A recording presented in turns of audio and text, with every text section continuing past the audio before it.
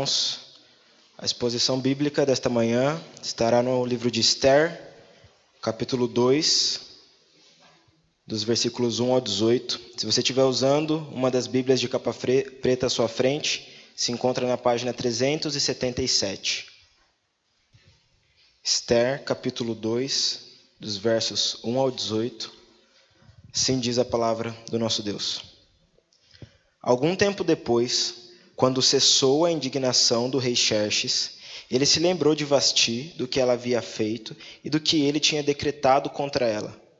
Então os conselheiros do rei sugeriram que se procurassem belas virgens para o rei e que se nomeassem comissários em cada província do império para trazerem todas essas lindas moças ao harém da cidade de Suzã. Elas estariam sob os cuidados de Hegai, oficial responsável pelo harém, e deveriam receber tratamento de beleza. A moça que mais agradasse o rei seria rainha em lugar de Vasti. Esse conselho agradou o rei e ele o pôs em execução. Nesse tempo, vivia na cidadela de Suzã um judeu chamado Mardoqueu, da tribo de Benjamim, filho de Jair, neto de Simei e bisneto de Quis. Ele fora levado de Jerusalém para o exílio por Nabucodonosor, o rei da Babilônia, entre os que foram levados prisioneiros com Joaquim, rei de Judá. Mardoqueu tinha uma prima chamada Hadassa, que havia sido criada por ele, por não ter pai nem mãe. Essa moça, também conhecida como Esther, era atraente e muito bonita, e Mardoqueu a havia tomado como filha quando o pai e a mãe dela morreram. Quando a ordem e o decreto do rei foram proclamados, muitas moças foram trazidas à cidadela de Suzã e colocadas sob os cuidados de Hegai. Esther também foi trazida ao palácio do rei e confiada a Hegai, encarregado do harém. A moça o agradou e ele a favoreceu. Ele logo lhe providenciou tratamento de beleza e comida especial. Designou-lhe 7 moças escolhidas do palácio do rei e transferiu-a, junto com suas jovens, para o melhor lugar do harém. Esther não tinha revelado a que povo pertencia, nem a origem da sua família, pois Mardoqueu a havia proibido de fazê-lo. Diariamente, ele caminhava de um lado para o outro perto do pátio do harém, para saber como Esther estava e o que lhe estava acontecendo. Antes de qualquer daquelas moças apresentar-se ao rei Xerxes, devia completar 12 meses de tratamento de beleza prescritos para as mulheres, 6 meses com óleo de mirra e 6 meses com perfumes e cosméticos. Quando ia apresentar-se ao rei, a moça recebia tudo o que quisesse levar consigo do harém para o palácio do rei. À tarde, ela ia para lá e de manhã voltava para outra parte do harém, que ficava sob os cuidados de Saasgás, oficial responsável pelas concubinas. Ela não voltava ao rei, a menos que dela ele se agradasse e a mandasse chamar pelo nome. Quando chegou a vez de Esther, filha de Abiail, tio de Mardoqueu, que a tinha adotado como filha, ela não pediu nada além daquilo que Hegai, oficial responsável pelo harém, sugeriu. Esther causava boa impressão a todos os que a viam. Ela foi levada ao rei Xerxes, à residência real, no 10º mês, o mês de Tebete, no 7º ano do seu reinado. O rei gostou mais de Esther do que de qualquer outra mulher. Ela foi favorecida por ele e ganhou sua aprovação mais do que qualquer das outras virgens. Então, ele lhe colocou uma coroa real e tornou-a rainha em lugar de Vasti. O rei deu um grande banquete, o banquete de Esther, para todos os seus nobres e oficiais, proclamou feriado em todas as províncias e distribuiu presentes por sua generosidade real. Vamos orar. Senhor, a gente continua clamando para que o Senhor use a Tua palavra, para que a gente possa contemplar a Tua glória na face do Teu Filho amado. Senhor, mostra, através das Escrituras Sagradas, como o Senhor reina sobre tudo e sobre todos. A gente pede isso no nome do nosso Senhor Jesus. Amém. A Confissão de Fé Batista de Londres, de 1689, começa o capítulo sobre providência divina dizendo o seguinte: Deus, o bom Criador de todas as coisas, em seu infinito poder e sabedoria, sustenta, dirige, dispõe e governa todas as criaturas e coisas, desde a maior até a menor, por sua providência muito sábia e santa, para o fim para o qual foram criadas. Isso é feito de acordo com a sua infalível presciência e o conselho livre e imutável da sua própria vontade, para o louvor da glória de sua sabedoria, poder, justiça, infinita bondade e misericórdia. Fecha aspas. Que definição linda de providência. De onde os nossos irmãos batistas do passado tiraram essas verdades? Eles tiraram da Bíblia. Isaías 46:10. Desde o princípio anuncio o que há de acontecer, e desde a antiguidade revela as coisas que ainda não sucederam. Eu digo, o meu conselho permanecerá em pé, farei toda a minha vontade. Salmo 135:6. Tudo o que agrada ao Senhor, Ele o faz. Nos céus, e na terra, e no mar, e em todos os abismos. Efésios 1:11. Em Cristo fomos também feitos herança, predestinados, segundo o propósito daquele que faz todas as coisas, conforme o conselho da sua vontade. A providência de Deus, o governo soberano de Deus é o travesseiro do cristão. A providência de Deus é o lugar onde nós deitamos a nossa cabeça e descansamos. Os filhos de Deus que se refugiam debaixo das asas da proteção divina, eles desfrutam de uma paz que o mundo não pode oferecer. A história de Esther é uma grande ilustração dessa providência. É isso que o livro de Esther é. As verdades escritas nesse livro foram registradas pelo Espírito Santo para aquietar o nosso coração agitado e a gente se lembrar que Deus é Deus. Isso dê descanso e paz para o nosso coração. No capítulo 1, o palco da providência foi armado com a saída da rainha Vasti. E agora ela é a ex-rainha Vasti no capítulo 2 e Esther se torna rainha no lugar de Vasti. 2 vezes o texto diz isso. Esse capítulo, quero lembrar a todos nós que não é principalmente sobre a beleza das mulheres ou concursos de beleza ou tratamentos de embelezamento. É sobre isso que é Esther capítulo 2. O tema do capítulo é a beleza, mas a beleza da providência protetora de Deus. A passagem gira em torno da busca do rei por uma nova rainha. E olha o versículo 1, ela começa com o rei Xerxes, não mais embriagado e indignado, como terminou o capítulo 1. Versículo 1 diz: algum tempo depois, quando cessou a indignação do rei Xerxes, ele se lembrou de Vasti, do que ela havia feito e do que ele tinha decretado contra ela. Existe um ar de remorso aqui.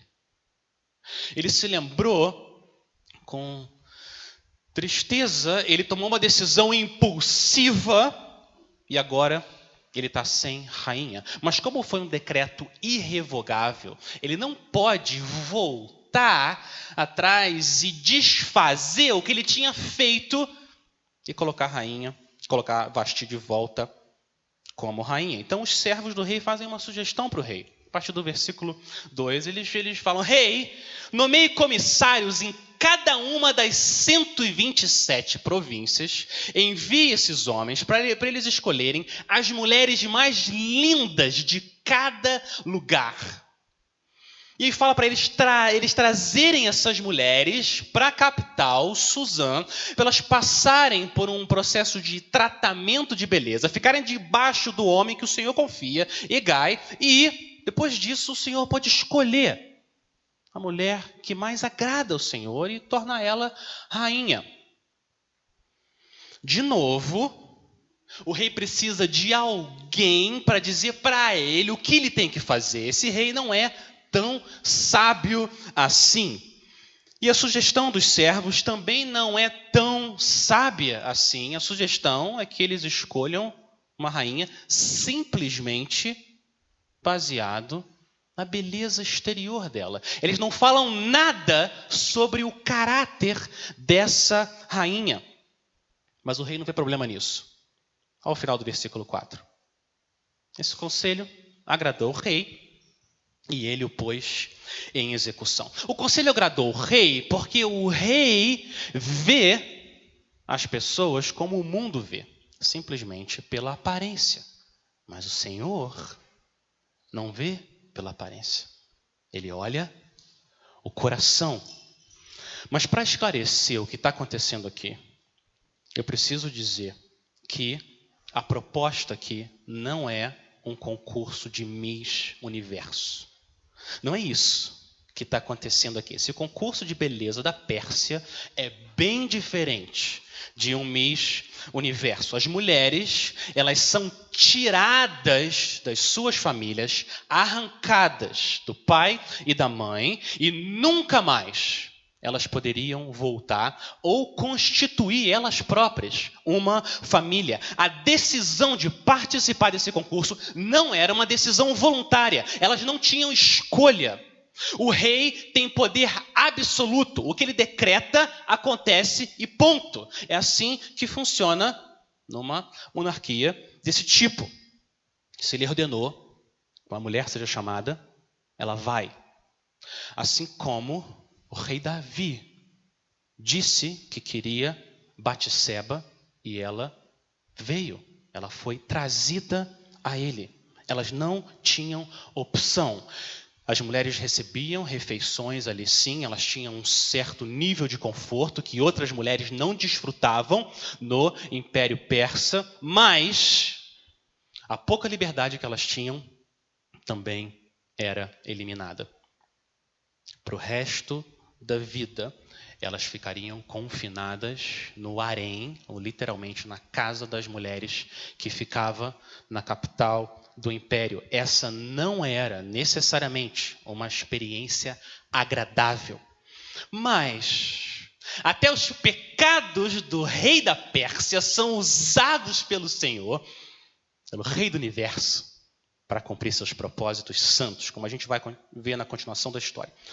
E o que o autor faz agora, ele interrompe a narrativa para apresentar duas pessoas importantes. A primeira é um judeu chamado Mardoqueu. 4 informações sobre Mardoqueu. Olha o versículo 5. Versículo 5 diz que Mardoqueu vivia na cidadela de Suzã. Essa era a fortaleza do império. Isso significa, se ele vivia lá, significa que ele era um oficial do governo. Ele era um oficial do governo persa. Segundo, ele era judeu, versículo 5, nesse tempo vivia na cidadela de Suzã, um judeu chamado Mardoqueu. É a primeira vez que alguém de Israel é mencionado na história. Mardoqueu era parte do povo da aliança. E o surgimento de Mardoqueu cria também o surgimento de uma esperança. O que Deus pode fazer? Ele é parte do povo da aliança, ele herdou as promessas do Senhor. Terceiro, apesar dele ser judeu, ele tem um nome babilônico. Mardoqueu vem do deus da Babilônia, o deus Marduk.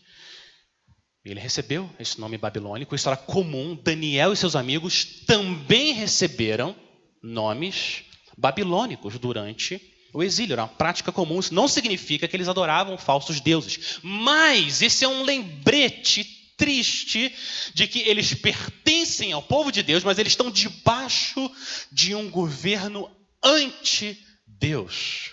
O próprio nome do Mardoqueu é um exemplo triste disso. Quarto e última observação sobre Mardoqueu. Olha o versículo 6. Mardoqueu era um homem marcado pelo exílio, ou melhor, ouça o versículo 6 que eu vou ler numa tradução super literal. E repara como Mardoqueu, o autor quer mostrar para a gente, era marcado pelo exílio. Versículo 6 diz: ele tinha sido exilado de Jerusalém para o exílio com os exilados, com Joaquim, rei de Judá, quem Nabucodonosor, rei da Babilônia, tinha exilado. Exilado, exílio, exilados, exilado. Um versículo só.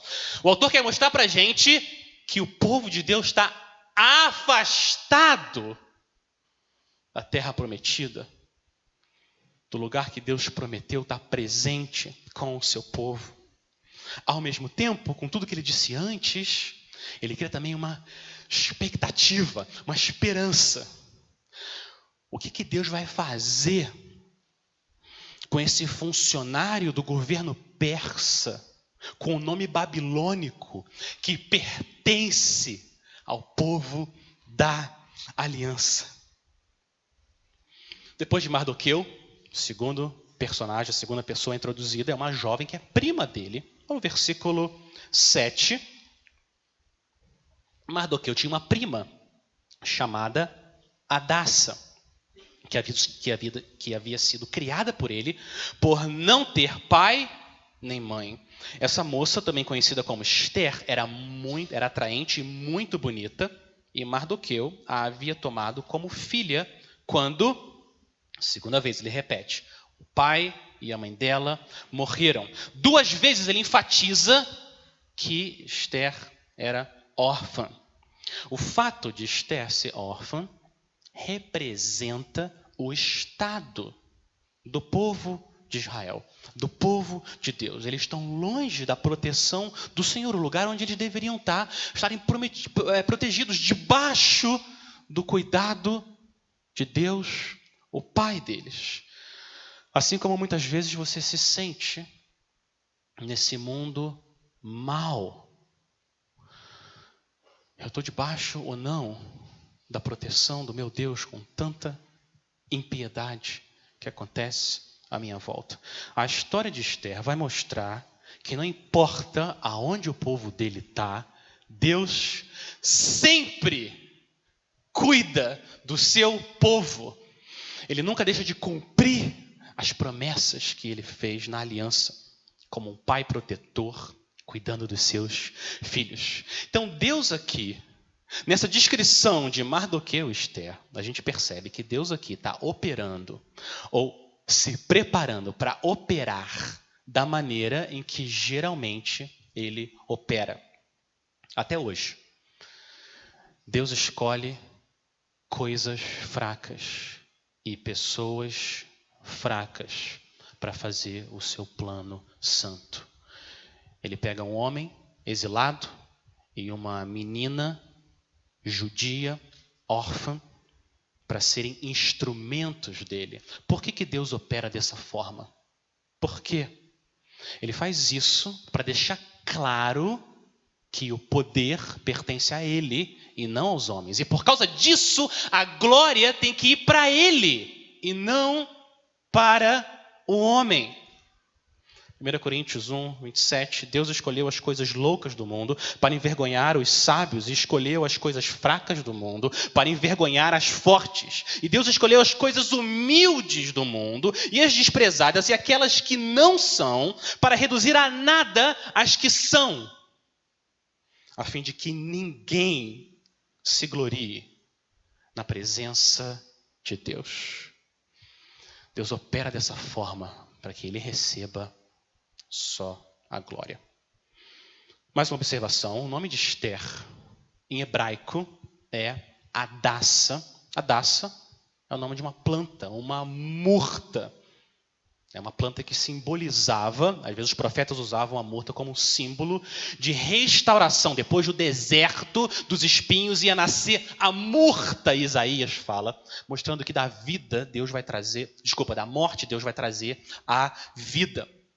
Ester é um nome persa que significa estrela.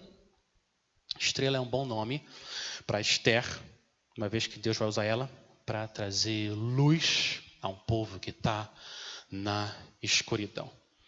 E, por último, o texto diz que Ester é muito bonita. Ela é muito bonita. A beleza de Ester é um dom que Deus deu para ela. E Deus vai usar a beleza de Ester como um meio de fazer cumprir os seus propósitos. A beleza de Ester tem um propósito salvador e eu diria até cósmico. Cósmico. A beleza de Ester é um meio que Deus vai usar para proteger o seu povo e trazer o Salvador que Mardoqueu, Ester, você e eu precisamos. Como o resto da história vai mostrar. E agora ele interrompe essa descrição e volta para a narrativa. No versículo 8, depois de apresentar Mardoqueu e Ester, o autor volta, retoma essa história e diz que muitas moças foram trazidas para Susã e ficaram aos cuidados de Hegai, o eunuco de confiança do rei Xerxes. E Ester também é trazida para o harém. Ela não tem escolha, ela também é trazida, mas de novo, a mão do Senhor está sobre ela. Olha o versículo 9. A moça Ester o agradou o eunuco, o Hegai, e ele a favoreceu.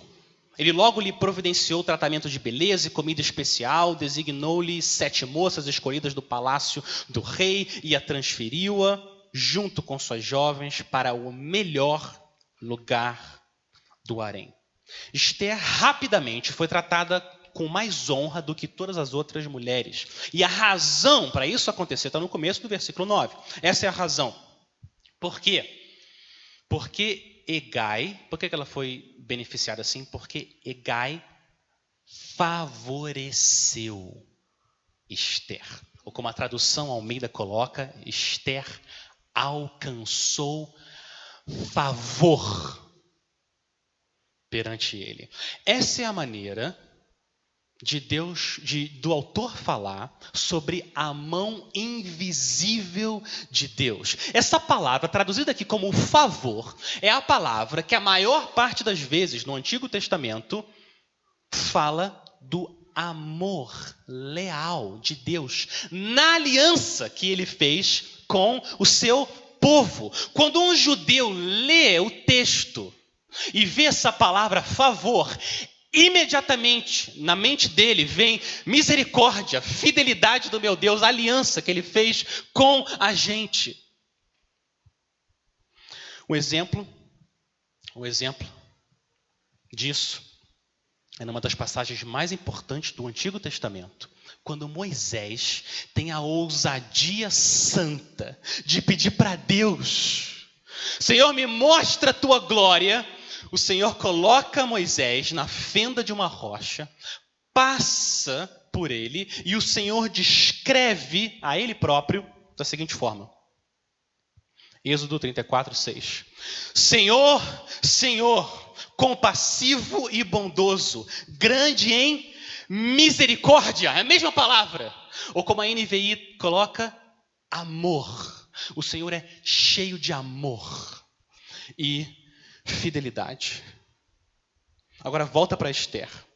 Olha o que o autor faz, para a gente não deixar isso passar em branco. No versículo 17, essa palavra aparece de novo, agora para falar do rei Xerxes em relação a Ester. Olha o versículo 17. O rei gostou mais de Ester do que de qualquer outra mulher. Ela foi favorecida, ou ela alcançou favor, graça, amor. Esse é o jeito do autor falar de Deus sem mencionar o nome de Deus. Ele quer mostrar para a gente que mesmo quando a gente não vê o Senhor, mesmo quando você não enxerga o que Deus está fazendo, Ele está fazendo, Ele está trabalhando na sua vida. O favorecimento de Hegai e Xerxes é o favorecimento de Deus por trás de tudo que acontece. Deus está escondido na história, mas ele não está ausente. Eu não posso ver a Deus, mas ele sempre me vê. E agora vem o segredo de Esther, que deixa muitas pessoas confusas.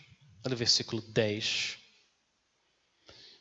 Esther não tinha revelado a que povo pertencia, nem a origem da sua família, pois Mardoqueu a havia proibido de fazê-lo.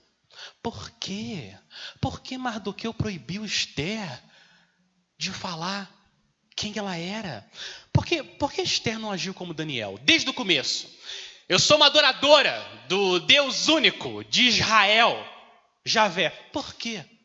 Por que Mardoqueu falou para Esther, fica quieta, e por que Esther ficou quieta? Isso não é falta de fidelidade a Deus? O texto não diz por que Mardoqueu disse para Esther não falar nada. O autor fica em silêncio. Mas o que parece é que essa era uma estratégia temporária para proteger Esther. Eu digo isso porque no capítulo seguinte, logo depois, quando o rei ordena que todo mundo se prostre diante de um funcionário dele, Amã, Mardoqueu diz que não vai se prostrar porque ele é judeu. Essa é a razão que ele dá. Eu sou judeu, eu não me prostro diante de nenhum homem, só do meu Deus. Logo depois, Mardoqueu faz isso. Ele não escondeu nada quando a fé dele foi testada. E não só isso. Quando Mardoqueu faz isso, Amã decide não só destruir Mardoqueu, Amã decide destruir todo o povo judeu. Por causa disso, o que eu entendo que está acontecendo aqui é que já existia uma hostilidade ao povo judeu. A gente vê isso no livro de Esdras, que acontece no mesmo período, ou tem uma interseção com o mesmo período do livro de Esther. E agora ainda não era a hora de Esther revelar quem ela era. Prova de que Mardoqueu estava preocupado com Esther é o versículo 11. Olha o versículo seguinte. Olha como ele estava preocupado. Diariamente, ele caminhava de um lado para o outro, perto do pátio do harém, para saber como Esther estava e o que lhe estava acontecendo. Ele queria ter certeza que Esther estava bem. E ele volta então para dar agora mais detalhes desse processo de competição de beleza. Olha o versículo 12. Antes de qualquer daquelas moças apresentar-se ao rei Xerxes, devia completar 12 meses de tratamento de beleza prescritos para as mulheres. 6 meses com óleo de mirra e 6 meses com perfumes e cosméticos. 1 ano no spa da Pérsia, antes de se apresentar diante do rei. 1 ano. O que vocês acham disso, mulheres? 6 meses passando creme, 6 meses com perfume. Eu vejo certo brilho no olhar de algumas mulheres. Eu quero dizer para vocês que essa não é uma boa aplicação do versículo 12 para a sua vida. A Bíblia desencoraja as mulheres a se preocupar de forma excessiva com a sua beleza exterior, com a sua aparência física. 1 Pedro 3,3. A beleza de vocês não deve estar nos enfeites exteriores, como cabelos trançados e joias de ouro ou roupas finas. Ao contrário, esteja no ser interior, que não perece. Beleza demonstrada num espírito dócil e tranquilo, o que é de grande valor para Deus.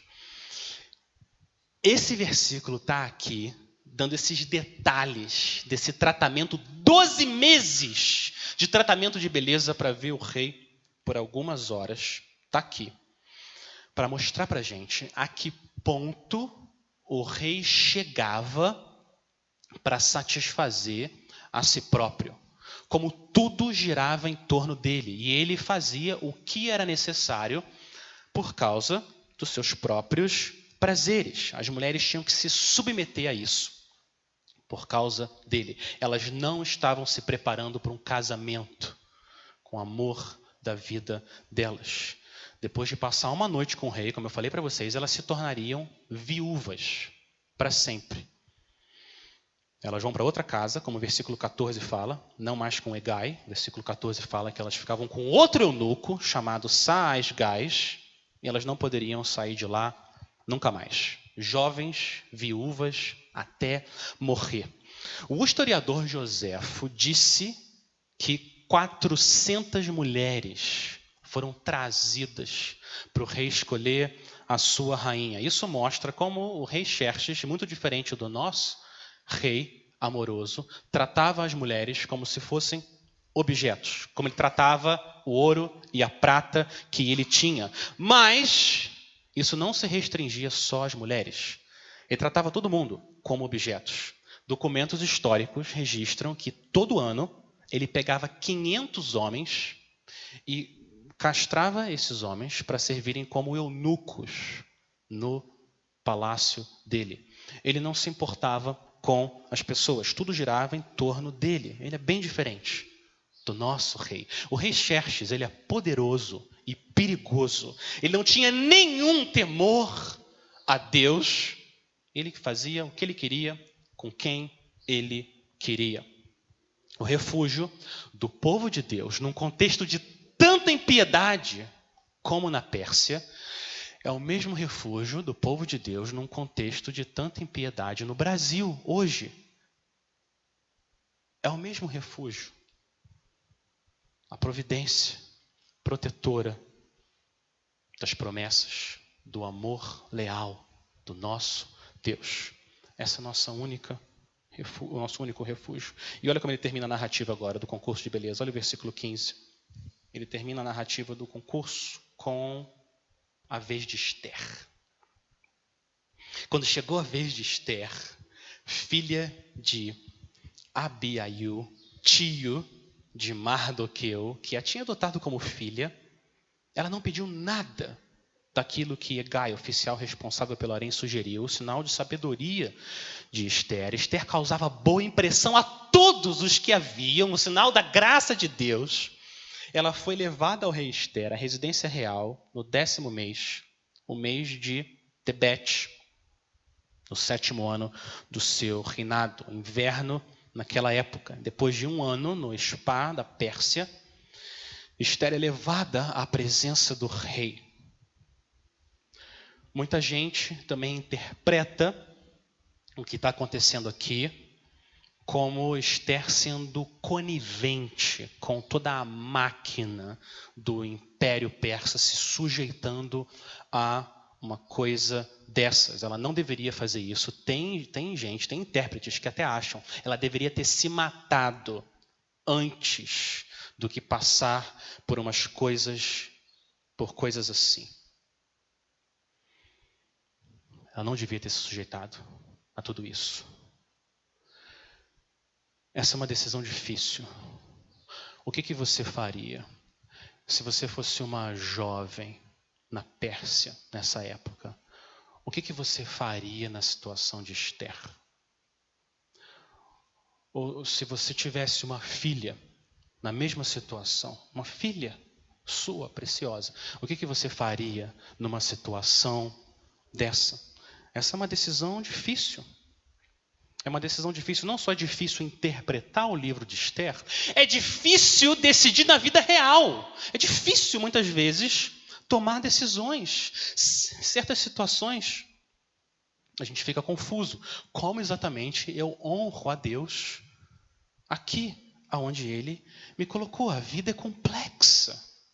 Nem tudo é preto e branco.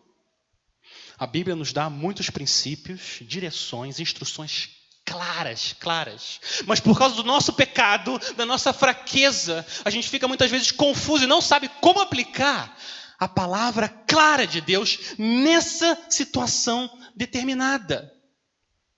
Quantas vezes você ficou na dúvida sobre o que exatamente fazer? Quantas vezes? Que o Senhor tenha misericórdia de nós, nos dê sabedoria que só Ele pode nos dar para viver num mundo ímpio desse.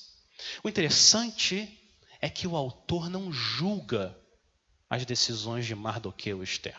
Ele fica em silêncio, ele só narra, mas ele não julga, ele não fala nada. O fato é que Mardoqueu e Esther, nesse ponto, eles não estão considerando resistir até a morte. Eles não consideravam isso nem como opção. Se necessário, a gente morre. Eles não estavam considerando isso ainda. Daqui a 2 capítulos, eles vão considerar exatamente isso. A minha tendência é enxergar Mardoqueu e Esther com uma lente positiva.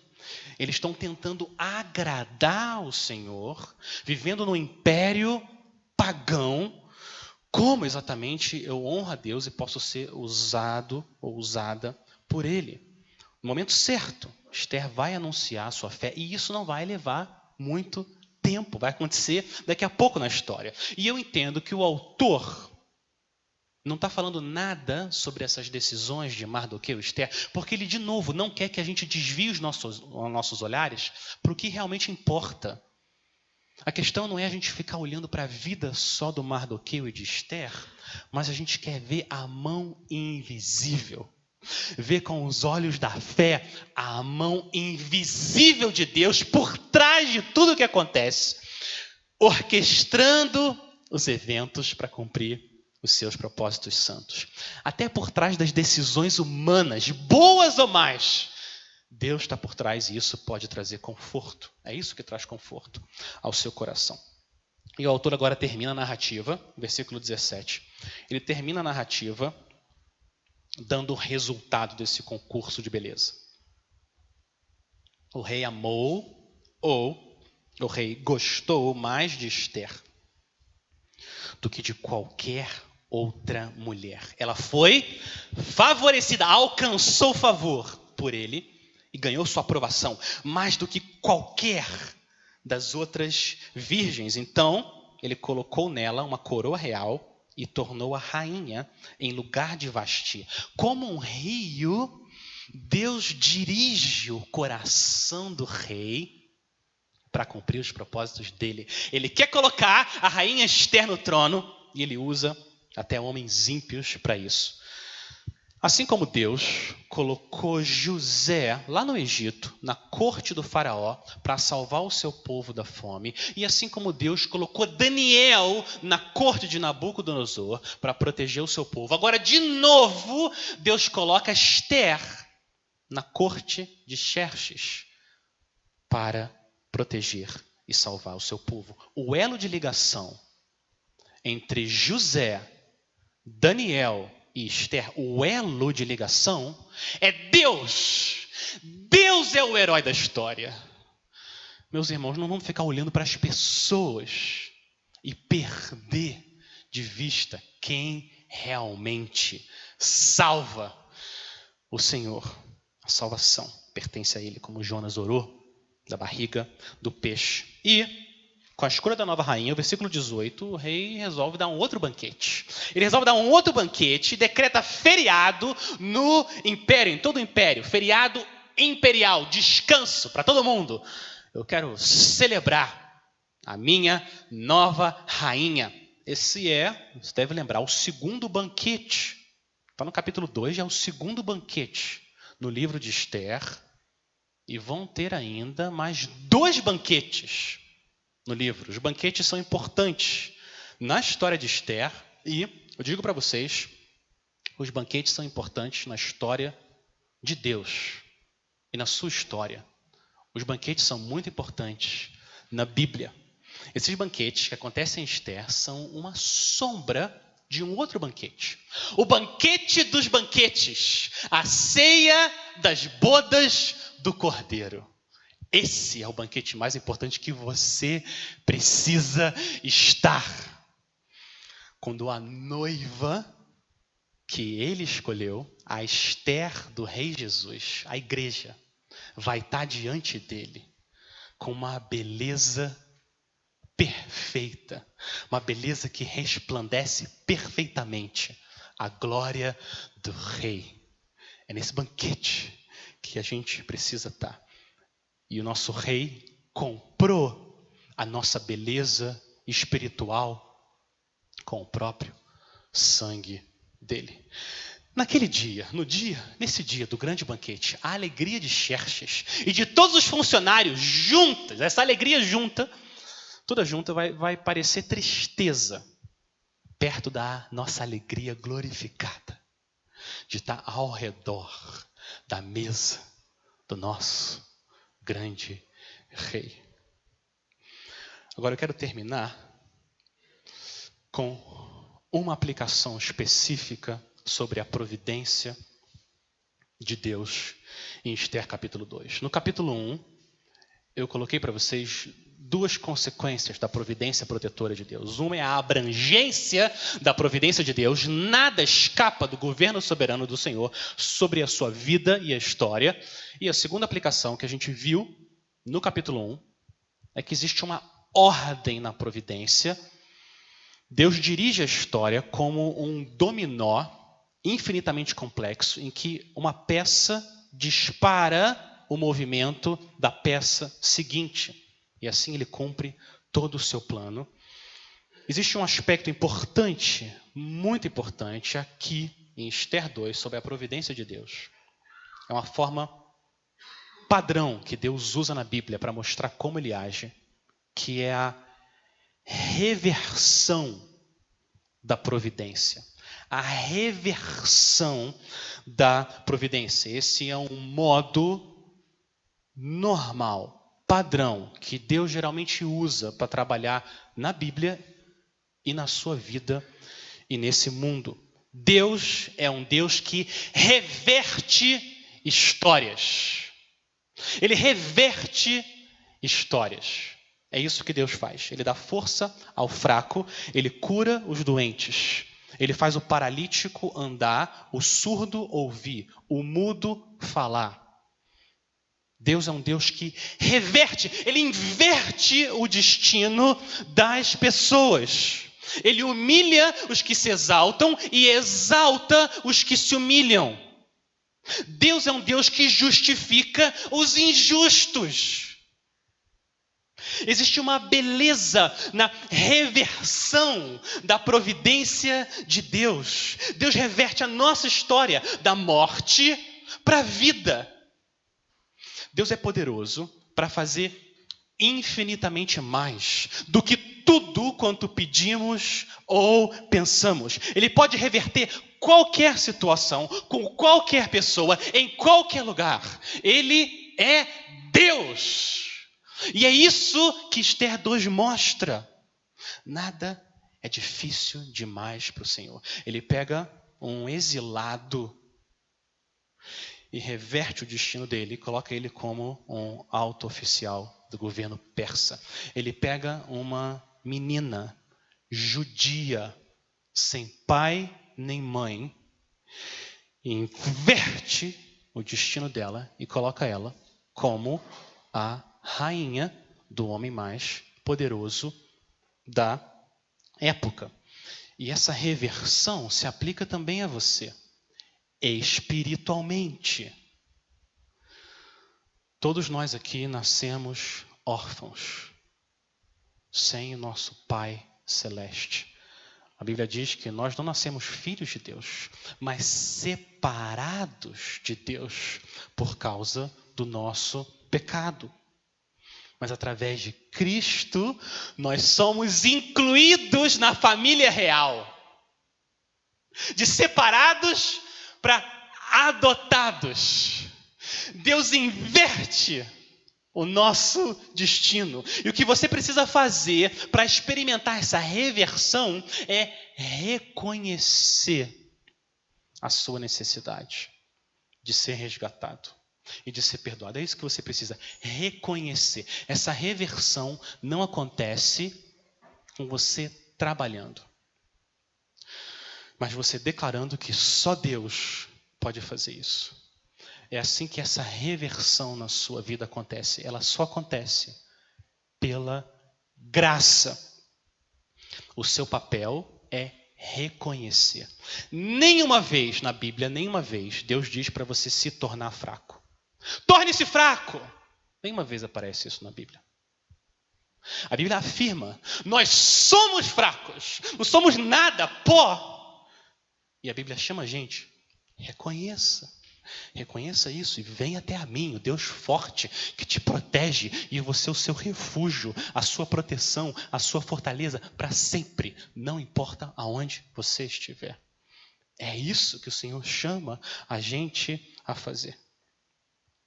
A reversão do nosso destino de condenados para adotados é uma das maneiras que Deus demonstra a beleza da providência dele. E assim ele recebe a glória e nós recebemos graça.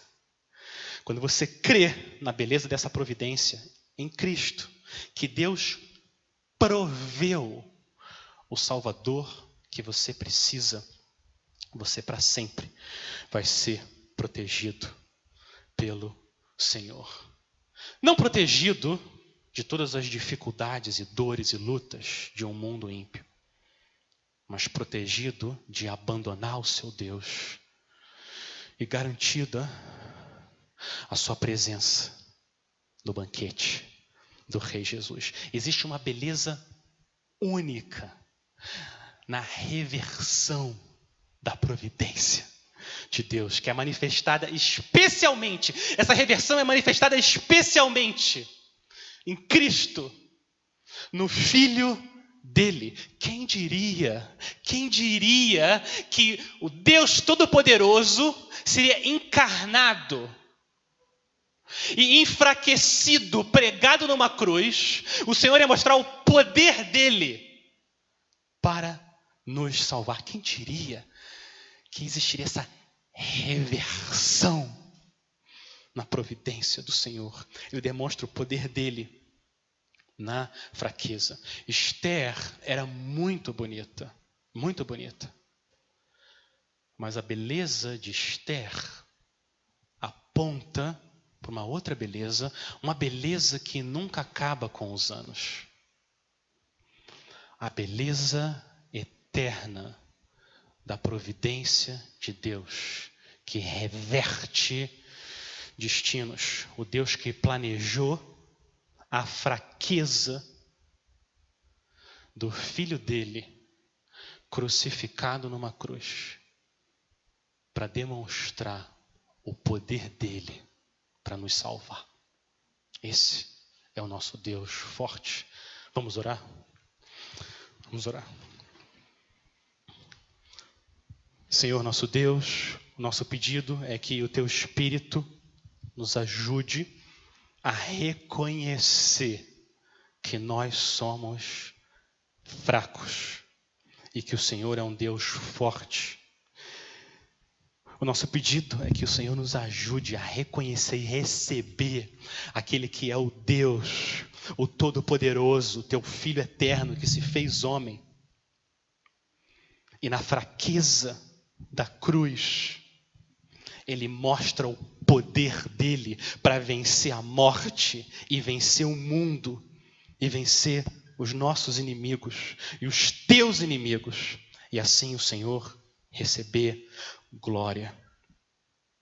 Senhor, nos ajuda a gente reconhecer essas verdades preciosas e se refugiar só debaixo das asas da Tua providência, Senhor. É o nosso pedido, em nome do Senhor Jesus. Amém.